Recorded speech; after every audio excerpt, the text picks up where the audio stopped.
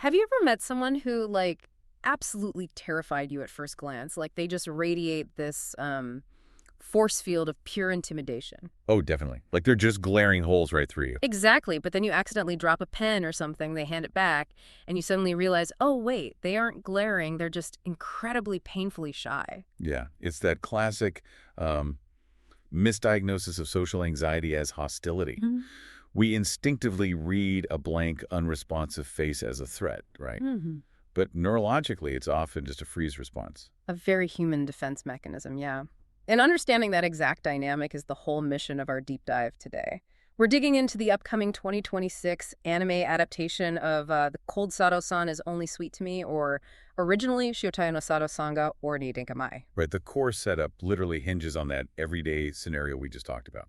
Yep. We follow Sota Oshio, who's just an ordinary second-year high school student working part-time at a cafe. Just doing the usual after-school grind. Exactly. And his whole world shifts when he crosses paths with Koharu Sato. So looking at Kaharu's character design, she totally gives off this frosty, aggressively aloof aura.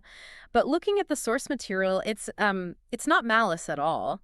I kind of think of it as a defensive armadillo shell made of ice. An ice armadillo. I like that. Right. It's like the armor is strictly there to protect her social awkwardness. That is a really perfect way to visualize it. I mean, the core appeal of the story relies heavily on the psychology behind that social mask. Oh, for sure. Because when Soda starts paying closer attention, he essentially does the psychological work of recognizing that defensive shell.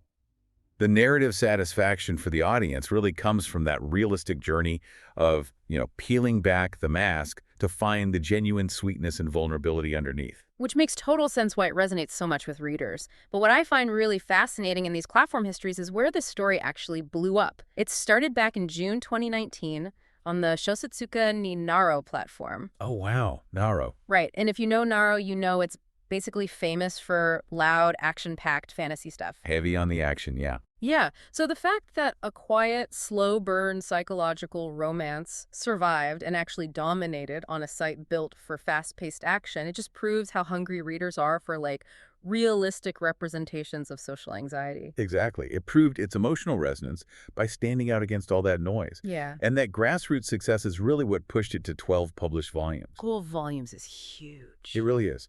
It was published under Shogakukan's Gaga Bunko imprint, written by Kazami Sawatari with illustrations by Ichiki, and ultimately that years-long success is why Tezuka Productions picked it up for the 2026 screen adaptation. Okay, but here's where I get a bit stuck on the actual mechanics of adaptation. Because they have director Fumio Yoshimura, series composition by Takashi Aoshima, character designs by Tsuke Okushima, and music by Shun Narita. A very solid creative team. Totally solid.